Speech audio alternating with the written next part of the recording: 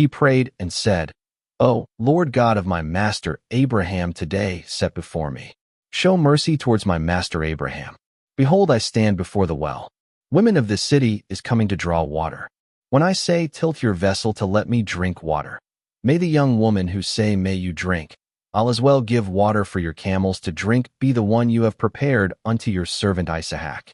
From this I'll know that you have shown mercy unto my master." While he was still speaking, behold, Rivkah born of Abraham's brother Nahor's wife Milcah's son Bethuel coming forth with vessel upon her shoulder. That young woman was extremely beautiful to eyes, and a virgin who has not known man. She stepped down in the well, and having filled water ascended out. Servant hastily came to greet her. He said to give some water from your vessel. "O master, have a drink," saying so. She held the vessel down her arms to give him drink. After he finished drinking, she said, "I'll draw water as much as required to provide your camels." She poured the water in her vessel hastily into the basin used to give water to animals, again fled down into the well, and drew water for all the camels. That man stood in silence, observing her to know whether the Lord made his journey successful or not. After the camels finished drinking, servant took gold studs weighing half a shekel and 2 gold bangles weighing 10 shekels each. He said to her, "Let me know whose daughter are you, and if you have place for us to dwell in your father's house." "Daughter of Bethuel, whom Milcah born unto Nahor," she said to him. That man bowed his knees to the ground and worshipped the Lord. He said, "Lord God of my master Abraham is blessed, for he has not impeded his mercy and faithfulness from my master. For he has guided me in this journey to the house of my master's brother, such that unto my master's son, his very own brother's daughter, was let to be taken." That damsel fled and informed all these things at her father's house. Rivkah had a brother named Laban. Laban came running outside to that man near the well. He reached that man, for he saw studs with his sister and bangles in her hands, and hearing what his sister Rivkah had let known that the man spoke such and such. Behold, he's standing at the well near the camels. He said to him, "Oh, the one blessed by the Lord, enter inside. Why do you stand outside in the street? I have prepared house and place for camels." That man entered inside the house. He, Laban, took the saddle off the camels. They were fed straw and cattle fodder. He and those who were with him were given water to wash their feet. Later food was set before him. He said, "I'll not eat until I speak about my mission." "Speak," they said. He said, "So, I'm Abraham's servant. Lord has blessed my master and made him exceedingly flourishing. He has come to possess everything such as goats, cattle, gold, silver, male servants, female donkeys, camels and donkeys. My master's wife, Sarah, born a son for my master after she turned old. He has given him all that he possesses. My master made me swear and say, you must not take a wife from the daughters of Canaanites of this land where I came to live. You must go to the people of my father's house, unto my kinsmen. From there you must take a wife unto my son." I asked my master, "What if the woman is unwilling to come with me?" Then my master said to me, "The Lord before whom I have been serving will send his angel before you. He'll make your journey successful. You'll as well take a woman from my kinsmen, from my father's house. You'll be liberated from this oath when you go unto my kinsmen. Though they do not give you, yet you'll be free from this oath." I said, "Thus, when I reach today unto that well, O Lord God of my master Abraham, the very purpose for which I came, if you have made that journey successful, behold, I stand unto this well. If a damsel would come, and when I say, give me some water to drink from your vessel unto me, she, who say, you may drink, I'll as well draw water out for your camels, be the one Lord has prepared to be wife unto my master's son." While I was still speaking this in my mind, behold, Rivkah came with vessel upon her shoulder and drew water at the fountain. I said, "Give me some water to drink from your vessel." She promptly lowered the vessel and said, "You may drink. I'll as well give water for your camels to drink from." I drank water. She drew out water for camels as well. I asked her, "Whose daughter are you?" "Daughter of Bethuel, whom Milcah born for Nahor," she said. Then I wore on her hands bangles and studs in her ears. Then I adored the Lord on my knees. I praised the Lord God of my master Abraham, who led me in the right path to his brother's house in order to take his brother's daughter for my master's son. If you'll show my master grace and faithfulness, let it be known to me right now. If not, tell me that too. I may turn towards either right or left. Laban and Bethuel replied, "This thing has come from the Lord. It is beyond our power to speak either good or bad unto you. Behold Rivkah, let her become wife unto your master's son." When Abraham's servant heard their word, he revered before Lord on the ground. Servant took and gave gold ornaments, silver ornaments, and clothes to Rivkah. He gave gifts to her siblings and mother. He and the men who were with him ate, drank, and lived there. In the morning he rose up and said to them, "Send me back to my master." Her siblings and mother told, "Let the girl stay a few days with us. Later you may go." He said to them, "Do not make me delay, for the Lord has made my journey successful.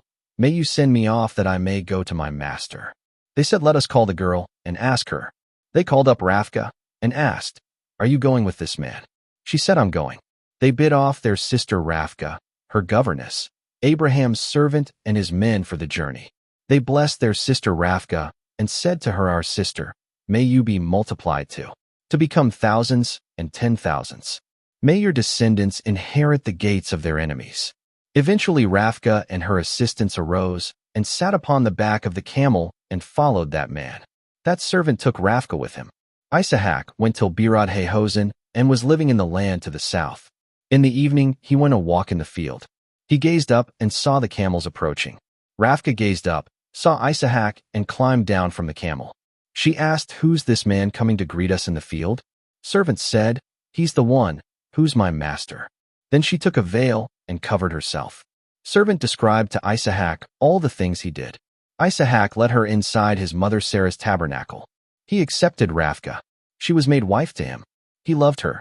Thus after his mother's death Isaac found solace. Chapter 26. Consequent to the earlier famine that occurred at the time of Abraham, there was again famine in the land. Isaac went to Godher unto Abimelech the king of Philistines. Lord appeared to him and spoke, "Descend off not to Mesron. Reside in the land that I have asked you to. Dwell in this land. I'll be with you and bless you. I'll give all these nations unto you and your descendant. I'll fulfill the promises I have made unto your father Abraham. Your descendants will be multiplied like stars of the sky. I'll give all these lands unto your descendant. All nations of the earth shall be blessed by your descendant." For Abraham heard my voice and obeyed. He kept my intentions, laws, covenants, and ordinances. Isaac dwelt in Godher. Men of that land sought about his wife. He said, "She's my sister." For he feared if he said, "She's my wife," that the people of the land may kill him. Because Rivkah was beautiful at sight. Whilst they dwelt for many days, once Abimelech the king of Philistines gazed through his window. He saw Isaac trifling with his wife Rivkah. Abimelech called in Isaac and told him, "She's indeed your wife. Why had you said she's my sister?" Isaac dwelt in Godher. Men of that land sought about his wife. He said, "She's my sister." For he feared if he said, "She's my wife," that the people of the land may kill him. Because Rivkah was beautiful at sight. Whilst they dwelt for many days, once Abimelech the king of Philistines gazed through his window. He saw Isaac trifling with his wife Rivkah. Abimelech called in Isaac and told him, "She's indeed your wife. Why had you said she's my sister?" Isaac said to him, "For I feared that I will have to die because of her." Abimelech said to him, "What is it you have done?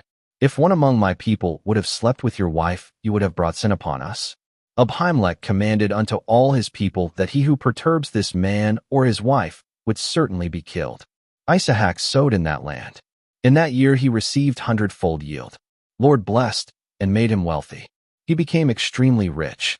He came to possess wealth including herds of goat, herds of cattle, and numerous female and male servants.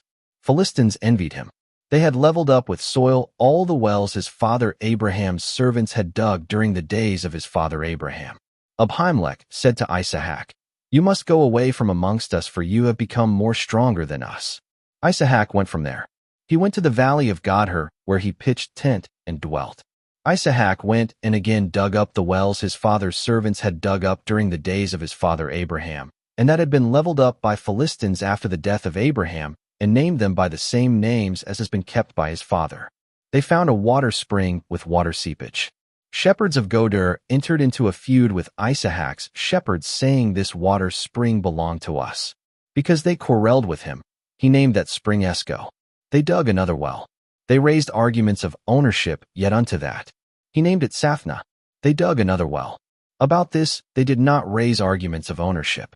He named it Roboth, saying, "Now the Lord has perpetuated us and made us abound on earth."